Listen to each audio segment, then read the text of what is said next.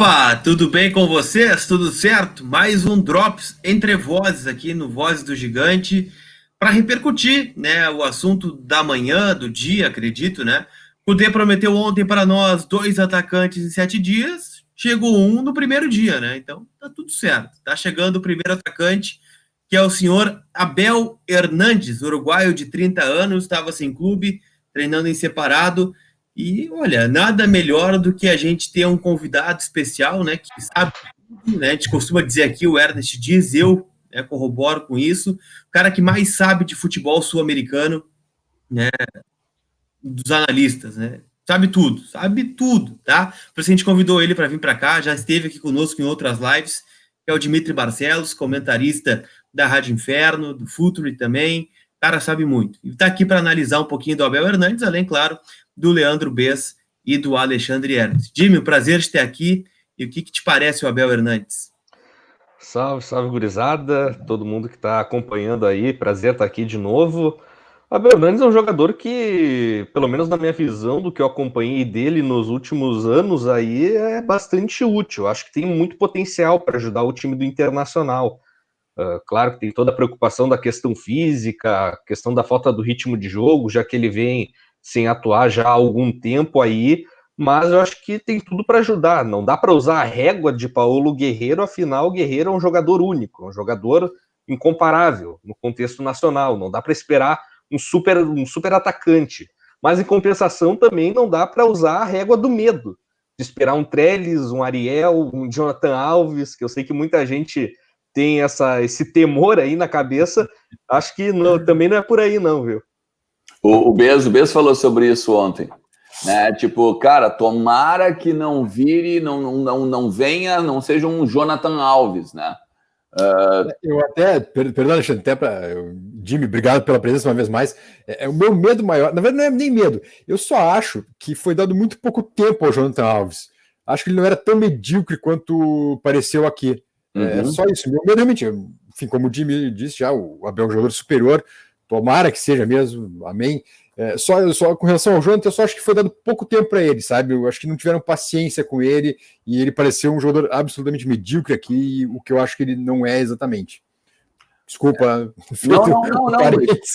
Não, mas eu acho que tu tá correto. Eu acho que tu tá correto, até porque ontem muita gente achou que tu estava comparando o Jonathan Alves, né? E eu, obviamente, não sou teu advogado, não tenho procuração tua, mas eu ia dizer exatamente o que tu com brilhantismo falou, né? Mas o que eu acho, cara, que é simplesmente uma coisa assim, ó, é o modelo Alessandro e Rodrigo Caetano, né? Dos últimos tempos, das últimas contratações. O Inter não tem dinheiro e vai atrás do mercado, aquele negócio de ocasião, né? Aquele negócio que não vai onerar tanto o clube. Não sei se dá para dizer isso, mas, por exemplo, a informação que eu tenho é que são 200 mil por mês, um salário de 200 mil por mês, e se tu for olhar todas as contratações que pintaram esse ano, então tem muito jogador nessa faixa, né? Me parece até meio que um teto, assim, né? Acredito que o Saravia não seja isso. Tá? O próprio Yuri Alberto, que acabou de chegar, né? Que teve o contrato, enfim, vazado por conta da Federação Paulista de Futebol, está nesses moldes. Exatamente. E daí, obviamente, tu não assina, tu não faz transferência, né? Tu não vai pagar nada, vamos dizer. Deve ter a luva, óbvio, isso é praxe, é padrão, mas quando se diz, né, vem sem custos. Não, vem sem custo de transferência, né? O que eu tenho é que ele fica com um contrato de 10 meses. Ele falou numa rádio uruguaia, né? Tô indo para lá para ficar 1 ano. O que acontece? Se vocês lembrarem, uma vez o Rodrigo Caetano falou isso para nós aqui. É difícil tu fazer o contrato, por exemplo, até o final do ano, ou só até fevereiro, por exemplo. Tu vai ter que fazer um contrato de mais meio ano em 2021, por conta da pandemia, né? Porque senão o cara fica sem jogar, sem trabalhar. Então, a informação que eu tenho é que são 6 meses de 2021, mais os 4 meses desse ano. Então, é um contrato meio que... não é de risco, mas é aquele contrato assim, ó, agradou ano que vem, bom, daí a gente renova, daí vai ter um contrato curto, né? Diferente de outros, né? E é bom destacar essa entrevista que ele deu, até vai me fugir o nome do local que foi. Eu vou pegar aqui, eu pego aqui. Busca aí. Ele disse que, e o Cudê disse ontem para nós também, né, que foi fundamental a ligação do Eduardo Cudê para que ele viesse jogar aqui, né? Foi fundamental que isso acontecesse. Ele já tentou desde dezembro trazer o Abel Hernandes, então era o nome que já estava no radar. Mas eu te pergunto, Jimmy, até para a gente entender melhor que Abel Hernandes está chegando aqui. A gente viu ele muito bem no Palermo, da Itália, viu ele fazendo gols no Hull City da Inglaterra e depois uma queda na carreira, né? Tanto no CSKA como no futebol árabe. Por que tu acha que ele decaiu tanto assim o futebol dele, e pelo menos em número de gols, né? Parecia ser um artilheiro em ascensão e decaiu, tanto que estava no futebol árabe, né? Eu acho que as lesões que ele sofreu ao longo da carreira contribuíram bastante, né, para essa irregularidade dele. No Palermo, ele surgia como um jogador de muita velocidade, de muita capacidade individual, de ir para cima da defesa com drible. Só que por lá ele acabou sofrendo uma lesão no joelho, né? O que já atrapalha bastante essa questão de jogador que é muito veloz, que tenta, na capacidade individual, num contra um, tentar ganhar da defesa. Isso aí acaba afetando bastante, né, essa característica de velocidade. E acabou acontecendo. Depois do Palermo, a gente já não viu mais esse Abel Hernandes tão driblador assim, tão veloz. Ele ficava um pouco mais preso na frente, sendo um jogador um pouco mais terminal, tanto é que levou essa característica para o Hull City. No Hull City, apesar de ser um finalizador, de ser um jogador que estava mais presente próximo à área, ele ainda assim tinha movimentação. Saía bastante para jogar, mas não tanto com drible, não tanto com velocidade. Aí no Hull City ele sofreu a lesão no tendão de Aquiles, que também acaba afetando muito, né, o jogador nesse perfil, e depois do Hull City ele acabou indo para o CSKA, só que lá ele não teve tanto espaço para jogar, tanto por conta dessa lesão, que ele ainda estava meio em recuperação quando chegou, e também porque o CSKA dava preferência aos jogadores russos que estavam lá. Tinha o Shalov, que era um atacante que jovem à época, quando o Abel Hernandes estava por lá, recebia oportunidades, era a preferência do técnico. Tem o Dzagoev também, que é jogador de seleção russa, que atuava no ataque ao lado do Shalov, também tinha essa preferência. Tinha outro japonês, o Nishimura, que também era muito utilizado. Então, o Abel Hernandes era mais um reserva a esses três, não era exatamente a prioridade utilizar ele como titular, apesar de no Hull City, nos anos anteriores, ter apresentado um bom desempenho. Essa questão de lesões, mais preferência de treinador no CSKA ali, acabou fazendo que ele jogasse um pouco menos. Interessante. Eu não quero dar uma bola nas costas do Jimmy, até me perdoa, Jimmy, mas pelo todo o teu conhecimento de futebol sul-americano, me parece o Inter tendo para ser o sexto estrangeiro. Talvez venha um sétimo ainda, né? A gente não sabe quem será esse segundo atacante que o Cudê já, enfim, inventou que vem também. Mas o Inter me parece ser, digamos, o time mais sul-americano da América do Sul, né? Tem 6, 7 estrangeiros aí, possivelmente. Isso, tu acha de alguma forma pode fazer alguma diferença na Libertadores, apesar de todos os problemas que o Inter está tendo aí de lesões e perdendo jogadores, ou daqui a pouco não, tu acha que isso não, de forma alguma, vai interferir nessa alma, digamos, latino-americana que o Inter tem implantado, inclusive com a comissão técnica? Acho que não influencia muito, não, viu, Bess? Acredito que a grande questão desses estrangeiros que o Internacional traz ou coloca no seu elenco precisa ser mais levada em conta a qualidade do que necessariamente a nacionalidade, sabe? Porque, nacionalidade, a gente vai ver o Sarrafiori, por exemplo, que dependendo dessa vontade, dessa alma de Libertadores, pouco mostra. Um jogador que... Certamente não deu certo, né, Jimmy? O Sarrafiori a gente pode até descartar, eu acho. Porque, eu até acho que ocupa uma vaga de estrangeiro. Apesar que vai ter que jogar agora, né? Apesar que agora vai ter que sobrar para ele, né? Eu acredito que ele vai ser desarquivado agora. Não tem atacante, onde atacante vai ter que jogar, né? Talvez seja a última. Na emergência não tem muita solução, né? Até quando ele veio sendo utilizado pelo Cudê, justamente numa daquelas duas posições de ataque. Então, eu acho que vai acabar sendo desarquivado, não tem muita possibilidade nesse momento. Mas caso o Internacional busque mais estrangeiros, Sarrafiori eu vejo com cada vez menos espaço no Beira-Rio. E outra coisa, a gente estava falando ali de, enfim, comparando com o Jonathan Alves, comparando com outros jogadores. A gente pode atribuir essa queda da carreira do Abel desde Hull City às lesões, ou daqui a pouco é realmente uma descendente na carreira? Porque há como ter esperança daqui a pouco que ele recupere o antigo futebol aqui no Beira-Rio? Acho que tem sim, apesar de ter sofrido com lesões, o Abel Hernandes é um jogador que tem uma técnica boa, é um jogador que tem qualidade. Teve essas lesões graves, como eu falei, de tendão de Aquiles, de joelho, mas ao longo aí dessa passagem, principalmente no Hull City e no Palermo, sofreu com muitas lesões musculares também. Isso aí foi um grande problema ao longo da carreira. Né? Porque a gente tem... agora é jogo em cima de jogo, né? E o cara que tá parado, talvez seja um pequeno drama aí que a gente vai viver antes mesmo dele estrear, né? Exatamente, até entrar no ritmo de jogo. Tá certo que ele estava trabalhando a parte física lá no Uruguai, nesse tempo que estava fora dos campos aí e tudo mais, mas a gente sabe que no momento que tu pisa no gramado precisa colocar intensidade, é outra coisa, né? É outro panorama que o jogador vai encontrar. E obviamente tem essa preocupação, mas a boa notícia é que já faz um certo tempo aí que ele não sofre nenhuma lesão muscular, não sofre nenhuma lesão mais séria, assim. Já tem pelo menos aí uns 2 anos, na passagem dele no CSKA, no futebol árabe ali, ele não teve nenhuma grande lesão, assim, não teve nenhum grande problema. Eu acho que isso aí é um ponto que dá para ter esperança. É um jogador de qualidade técnica, mas a parte física, obviamente, né, pelo histórico, preocupa. Só que os últimos tempos aí não apresentou nada de muito preocupante, assim, pro torcedor ficar com o pé atrás. Mas em característica de jogo, Jimmy, até porque é algo que eu levo em consideração, né? Tanto que ele tirou o Moledo, colocou o Fux, colocou o Zé Gabriel, e o Moledo não tem nem perspectiva de voltar para o time. Característica do Abel Hernandes, para o 9, para ser o 9 do Inter. O que a gente vai ver em campo? O cara do pivô, um cara centroavante, aquele 9 que tá dentro da área e vai fazer o gol, um cara que constrói jogada. O que é o Abel Hernandes dentro do campo?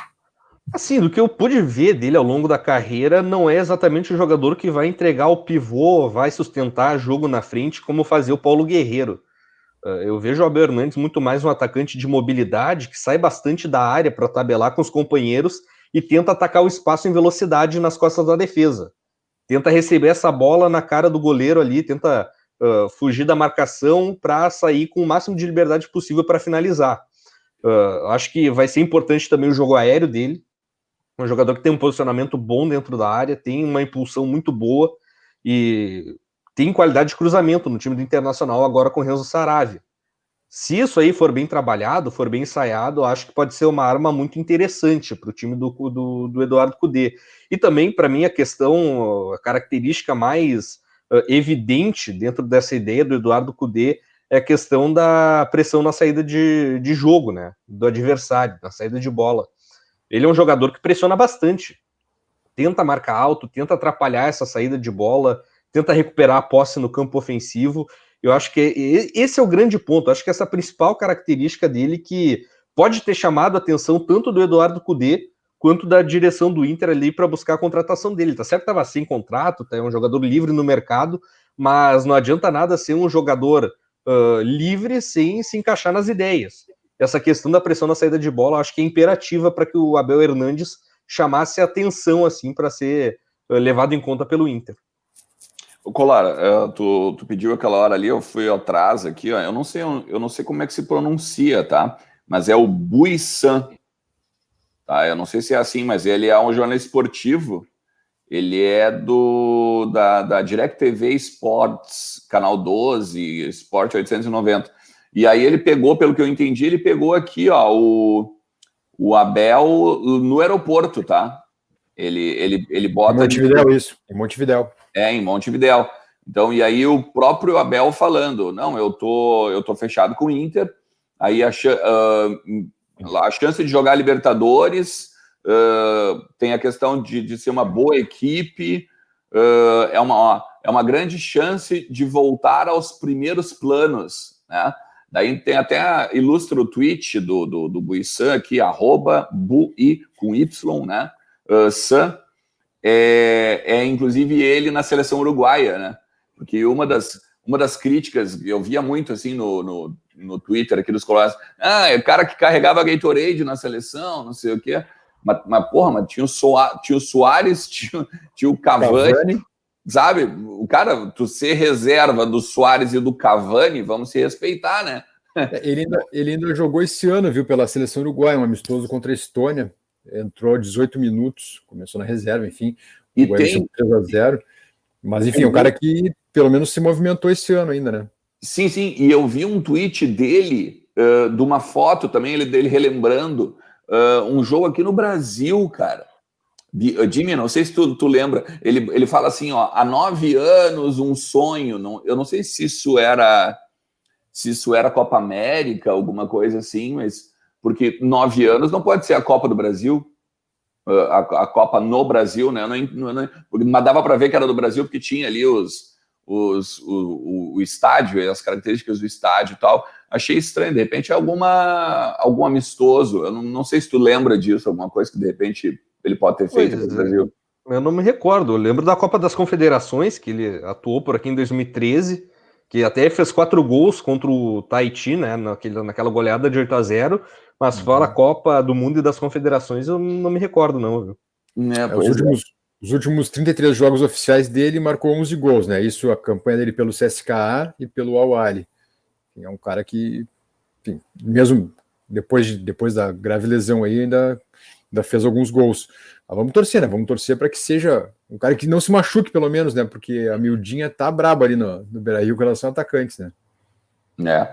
Só lembrando, né? Para quem não viu ontem as informações ali não só, enfim, nas redes sociais, até no mesmo, a gente informou aqui na live do Cudê. Ontem o Inter perdeu o Yuri Alberto, né?